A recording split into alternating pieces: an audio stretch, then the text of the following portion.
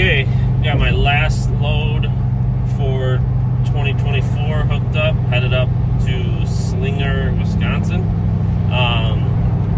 It's another one of these Jayco 25-foot, pulled 3 of these in a row. Really easy to pull trailers, like 4,800 pounds, somewhere in there. I did have a pretty rough go this afternoon because I had to move some trailers from the manufacturer to our storage lot, and that was pretty rough. It was a little bit further than I thought it was. I thought I would for sure be able to do like 2 in an hour, but it really didn't work out that way, and then I really screwed myself because I went to the wrong manufacturer. That was on me. I went to Jayco instead of Forest River. I don't know why I got that confused. So then I lost like a good hour of my day just by screwing that up. So not the end of the world. I'm gonna make it up to Slinger by around 4:15 tonight. And then it's actually that I've never been to this dealership, but it's actually not bad. It's like less than 2 hours to my house, so not bad at all. But I had to move some pretty big trailers. I moved a destination trailer. It was like 44 feet, and it like, I think it put me right at the 26,000 pounds. I was within a few pounds. Luckily, I was only moving it 10 or 11 miles, but I'd be okay if I never have to move one of those destination trailers again. That thing was heavy and did not tow nice. Anything over like 55, I think the max I got up to on the highway was like 60 with it. Like I said, I was only going a short distance, but that's dually territory for sure. Like, that thing was moving me around at 55, 60. Felt like I was just on a cloud. I got that one moved, and then I moved a Forest River Salem. It was a 38-foot trailer. It was a really nice trailer. It was 38 foot. It was a little bit over 9,000 pound dry weight. And it had like one of those open decks on the back. I wish I would have got a picture of that one, but I was hurting for time. I did get a picture of the big one. But that one, it pulled very similar to my own personal trailer. Because I think weight-wise, I know length-wise, I think it was a foot longer than mine. And I would guess mine probably weighs about the same, around 9,000 pounds, maybe a little bit more. Or no, probably about 9 empty. Then I don't know what I got in mine that would make it weigh, I don't know what it weighs. I gotta scale it, but that it just felt a lot like my trailer going down the road. But yeah, it was kind of cool because it's got that deck on the back that's like open with like a built-in grill and seating and stuff like that, which I thought was pretty cool. Not sure that like if that was something I would want. I mean, I'm sure you get some use out of it, but you lose, some inside square footage by having that outdoor deck on the back. But it's pretty cool. The destination trailer was really cool. It had like, I popped my head in, had like 2 lofts, a couple bathrooms, nice trailer. I think if I was ever to get a permanent site somewhere, that would be something I would consider as one of those ones. But I was glad to be hooking up this 25-footer to go up to Slinger, Wisconsin, because I definitely wouldn't pull one of those 44-footers up there.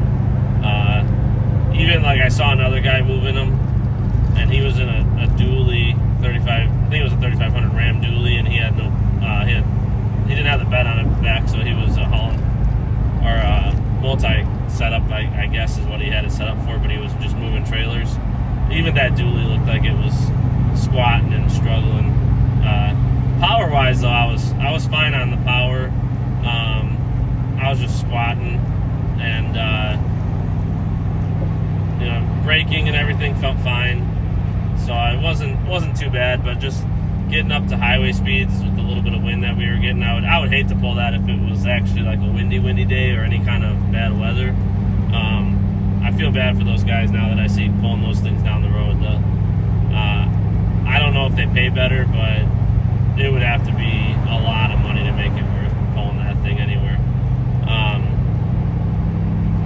But yeah, so after I dropped off the first one I grabbed was the big one, and then I don't know what I was thinking, but I thought I read my dispatch as Jayco, but it was actually Forest River. So I went to Jayco. Realized when I got there that that's not where I was supposed to be, which that was about a 20-minute drive from the lot that I dropped the big one off at. So then, naturally, from Jayco to Forest River, where I had to go, it was 30 minutes. And then, luckily, the place where you get the paperwork at Forest River is actually where the camper was, because last time I was there picking up a trailer, they sent me like 25 minutes to one of their other lots. But I got lucky this time. It was at the place that I was picking up the paperwork from. But I had a hard time finding it in the lot. It was pretty full. And of course, it was like the last trailer that I checked. So I lost some time there. And then it was like another 25-30 minutes from there to our storage lot, and then I had to go back, drop that off, go back to Jayco where I wasn't supposed to be originally, but that's actually where I was supposed to go to pick up my trailer. And so I just did a lot of running around for no reason, and got a move though. Dispatcher was super happy about it. I don't even know what it pays. I gotta ask how I invoice that, but I'm sure it's not gonna pay anywhere near enough for that hassle. But hopefully, my hope is that just helps me get some good loads in the future, because I think, like I mentioned in one of the other videos, like if I could start getting some of those Sheboygan South ones that pay the same as the Sheboygan North, I'm gonna save like 40 minutes on a drive just going to that dealership versus the other one round trip. So hopefully some of that stuff will start coming my way. And that's pretty much it. I got this one going, get it dropped off a little bit later night just because of all the running around I did earlier today. But this is the last load for 2024. I'm going to take off. It's Monday the 30th, so I'm going to take off New Year's Eve, New Year's Day, and then I requested that my dispatcher send me 3 loads for right after New Year's, where I can do basically Thursday, Friday, Saturday. I did have an issue. I'm gonna have to run a paper log today because I screwed up. I must have, when I shut my logs down yesterday, I must not have saved it because it ran all night. And the app that we use, it's editable. But I was having a heck of a time getting it to edit out and the timing to work right, and it just kept telling me I was in violation, even though I wasn't. So I never really got it set up the way I wanted to. I'm gonna try to play with it when I get home tonight on my iPad and see if I can, or maybe I'll pull it up on my computer, see if that's easier. But trying to set up to what I actually ran versus what it thinks I ran, because I mean, I'm not too worried about it today, but I know they can look back 2 weeks. So after the new year, I don't want to be running with logs that aren't right. But worst case scenario, I'll run my paper logs, and then if I have to go through an inspection or something, I'll just explain to them that what happened and here's the paper logs. So, but yeah, very frustrating with the logs. That's honestly probably the most frustrating part of the job, I think, is the logging, and like the couple issues I have had with logging, the logbooks has really caused like a lot of frustration trying to get it edited back to what it actually was and explain what actually happened. But I'll probably eventually do a video on logbooks and just what I think of everything with that. But yeah, a little bit frustrating today with that, especially didn't realize it happened, so I'm just trying to hit the drive, start my drive drive this morning, and it won't let me, and then I'm driving trying to fiddle with it, and it's like just created a bunch. I ended up just putting my iPad down and then just deciding I'll just do the paper logs because I didn't want to be messing with it. But other than that, that's all I got for 2024. I already did the year-end numbers. I already did the week of Christmas numbers, so check those videos out. And then look forward to making some more in 2025. Look forward to hopefully some more subscribers, some more likes, comments. I like the comments for sure. Definitely leave me one. I like to respond to them, negative or positive. I try to respond and just be honest with my answers and things like that. But yeah, we'll continue the videos going into 2025.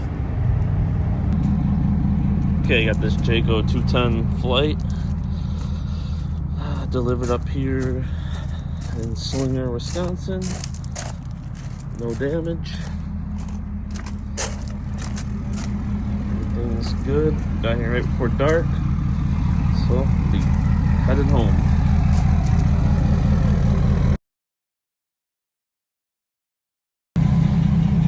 Alright, I got this big Alliance Benchmark Park model, triple axle, that I'm just bringing over to storage today. Let's see, it's 44 feet long, I believe. GVWR, 18,000 pounds. Alright, get this moved.